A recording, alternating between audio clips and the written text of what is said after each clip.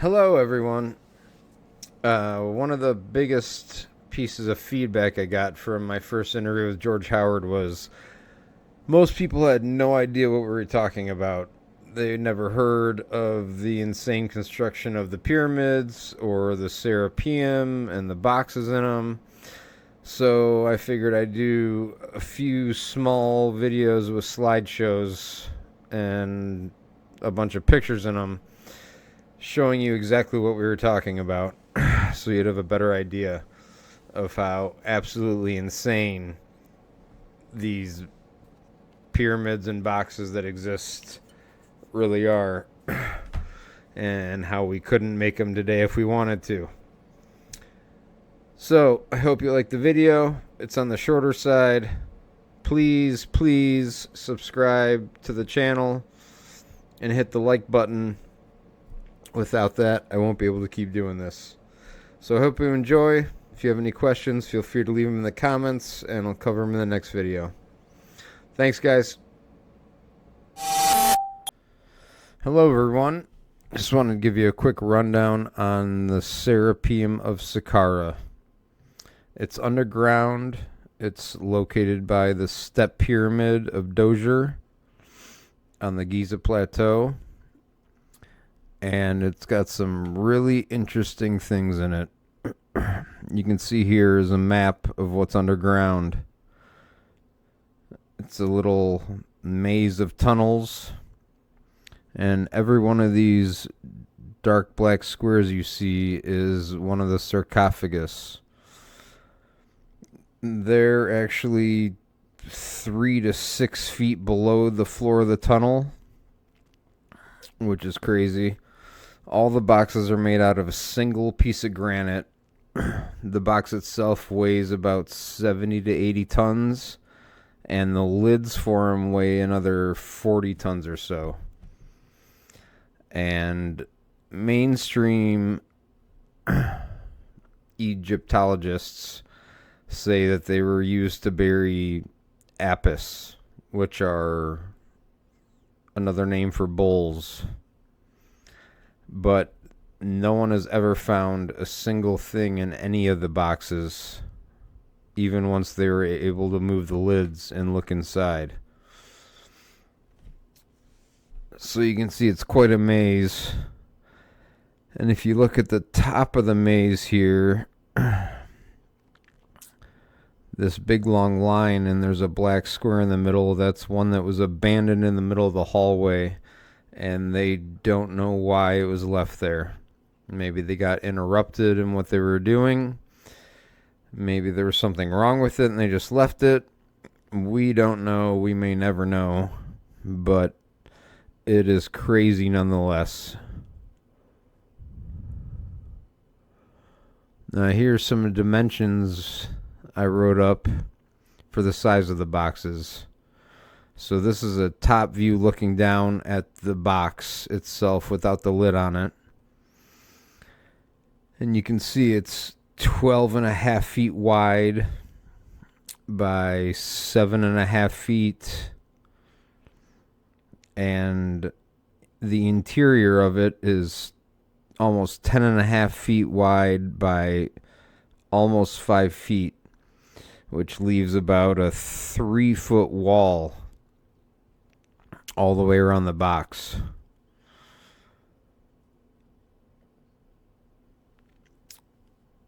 Here's another picture showing the dimensions. This is a side shot, and it has the lid on it. So you can see the lid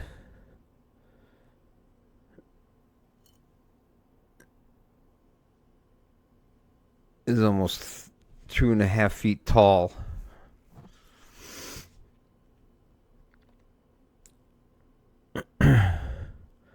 And here's a side profile of it, the box with the lid on it. So it's 7.6 feet wide, 7.6 feet tall without the lid. The lid's another 3.2 feet tall. The boxes each weigh about 70 to 80 tons, and the lid is another 40 tons on top of that. It's incredible that they were able to get this down into a tunnel, and the construction of them is just mind-boggling. I always imagined it was a ramp that led down to the Serapeum, and they could have just slid the boxes down the ramp. I don't know with what. I've read a couple things saying even if human beings pulled it with a rope, it would have taken 175 people pulling them with ropes to get them into the tunnel and move them around. And when you see a picture of the tunnel, you'll realize there's just absolutely no room for 175 people to be down there. So yeah, it's all steps leading down to it, which is just even more insane that they could somehow move these 80-ton boxes with 40-ton lids down a staircase into these tunnels. One of the mainstream ideas was that they filled the alcoves with sand, and then once they slid the box into place, they dug all the sand out. And I find that really hard to believe, because if you were digging sand out from underneath one of these boxes with the lid on, you're talking 120 tons, which is what, 240,000 pounds? And if you're digging sand out from underneath that, chances are someone's going to get crushed and stuck there underneath it. And there's been no evidence of skeletons or bones or anything found near any of them. They're all neatly placed in their alcoves, and we have no idea how they did it. If they wanted to do it today, I don't think we could. Here's one of the boxes with its lid on. It's slid partially open, and every single one of these boxes, they've never found a single thing inside of the box. Any of them. And the mainstream Egyptologists say they were used to bury apis, which is an old school name for bulls. Apparently they worship bulls, or looked up to bulls, or thought they were some kind of, I don't know, majestic figure, godlike figure. I have no idea. But there's no evidence of anything ever being in any of these. Even the ones that the lids haven't been moved on, there's been nothing found in any of them. So that just goes to beg the question, what were these boxes for? How were they made? And how were they placed into where they are now? I've called several granite companies, and I know Christopher Dunn has done the same. And there's not a granite company in the world that could replicate what we see here. These are gigantic boxes.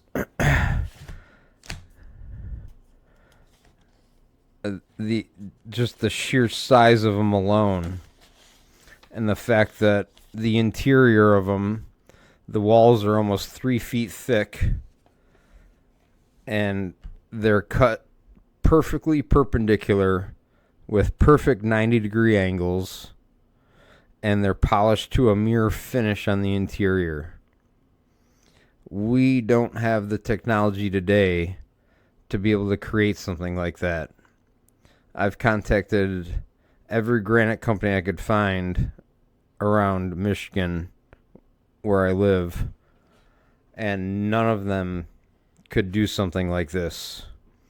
The best answer I got was, if you want a box like this, they could cut 5 different slabs, bring them out on site, and bolt them together. None of these are bolted together. They're all from one solid piece of granite. And the quarry they came from is 500 miles away, and it goes through a mountain range. So if you're talking 10, 20,000 years ago, how in God's name were they able to move these, nonetheless cut out the interiors of them with perfectly perpendicular walls and perfect 90-degree angles? It's just mind-blowing that this exists now, and we couldn't do it today if we wanted to.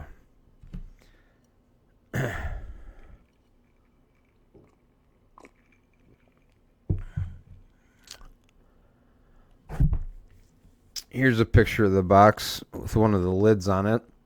It's slid partly open.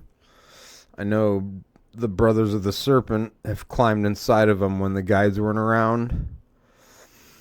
And they've done all kinds of measurements and testing and frequencies, audio frequencies that make crazy echoes inside of them.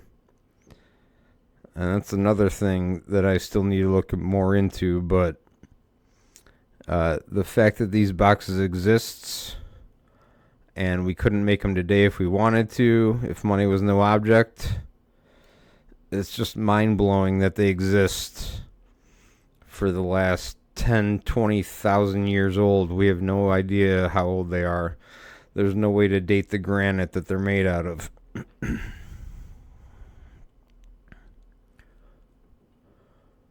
Here's another box with the lid on it, and there's some people in front of it for scale. I got a lot of these pictures from George Howard. He took a trip to Egypt, and he posted a gallery of these photos, and he said anyone was available to use them without any permission, so I used quite a few of them in this video.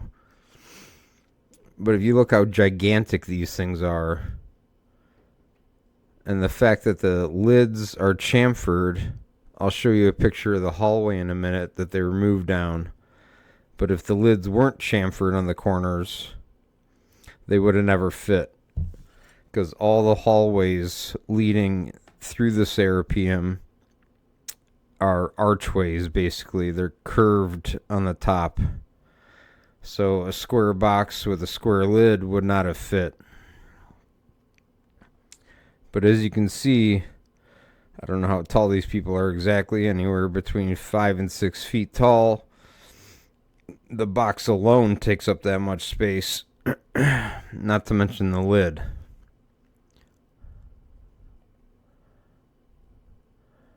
Here's a picture of just a lid. That's a good 40 tons. That's 80,000 pounds. And it's carved out of one single piece of granite. It is literally unexplainable. But there it sits for thousands of years underground in Egypt. And nobody has a real logical explanation of how they were made or how they got there. I always thought it was a ramp they were slid down, but it's a staircase, which makes it even more mind-boggling how they could possibly have moved these boxes down stairs without damaging them or breaking them. Here's another picture of a lid sitting in one of the hallways. Most of the boxes are placed in their alcoves where they belonged. Who knows what they were for or what was ever placed inside of them, if anything.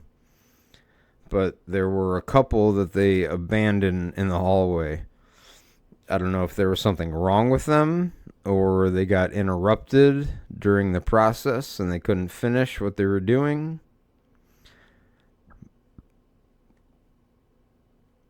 Here's the one that was abandoned in the hallway. As you can see, how the roof of the tunnel is curved. So if you had the lid on the box, which is just, I think it would just be too much weight to move at once, they probably move the boxes and the lids separately. But if the box had square corners on the top of it, I don't think it would have ever fit down here. So all the lids are chamfered. The corners are chamfered off. And I think that was just so they could fit them down these tunnels. Here's a person standing in front of it. I don't know how tall he is exactly, but just to give you an idea of perspective, these boxes are gigantic. And what they were ever used for, I don't know if we'll ever figure it out. But how human beings were able to get this granite from a quarry, move it 500 miles through a mountain range, get it down a staircase and into this tunnel without it breaking, and then move it through the tunnel and drop it into the alcoves that they sit in that are several feet below the floor that you're seeing here. None of it makes sense.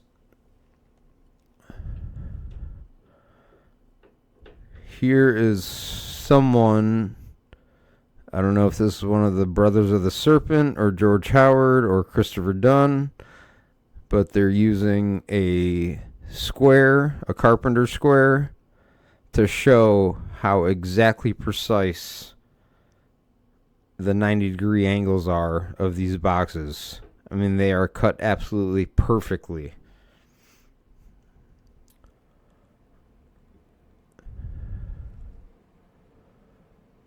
And we're back to the map. So that's all the photos I had for you today. I will do a follow-up with more photos when I get them. Hopefully I'll be going to Egypt in the next year or two, and I will do an investigation myself. But I just wanted to give you guys a little background about what exists in the Saqqara, because a lot of the feedback I got from my first two videos, nobody had ever heard about this stuff before. And it is it's beyond mind-boggling. It's construction that we couldn't do today, even if money was no object. Same with the pyramids.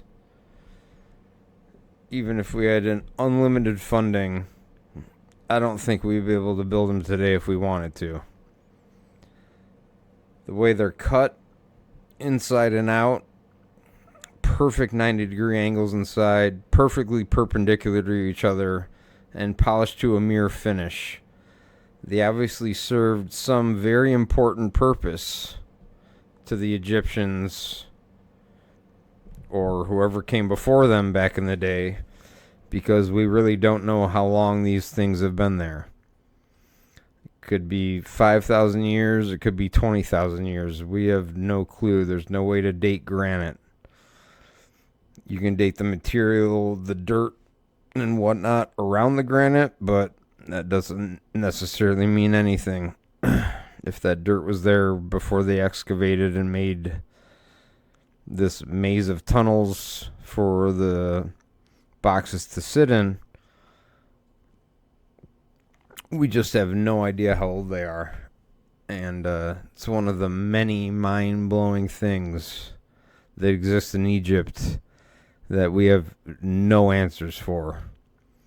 And the fact that mainstream says they were there to bury bulls, I find that impossible to believe, especially since not a single body or bull or mummy or bone, nothing has ever been found inside any of these boxes, even the ones that haven't been opened or that weren't open in the past. I mean, just to move these things down the hallway, I don't think we have powerful enough equipment to move something that heavy down a stone hallway when it's made out of stone, much less turn it and drop it into an alcove that's 3 to 6 feet below the ground of the tunnel without it breaking. I mean, granite's like an 8 on the ohms hardness scale. There's a couple things above it, like diamond, but it's extremely hard and extremely heavy. And I just don't see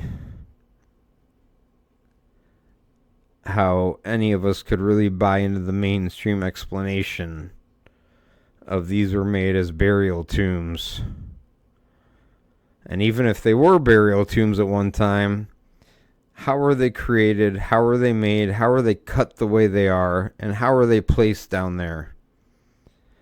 It just makes no sense at all. So people need to be aware of this stuff. And in my interview with George Howard, I brought it up. And literally nobody has any idea how this was created. But it's been there for thousands and thousands of years. And the fact that we don't have the technology or the machining to do it nowadays makes it even all the more crazy. So I hope you liked the brief little explanation on the Serapeum.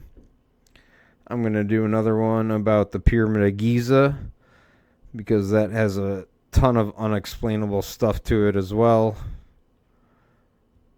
And I hope you like the video. Please subscribe, hit the like button so I can keep doing this. I appreciate you guys for watching, and thank you.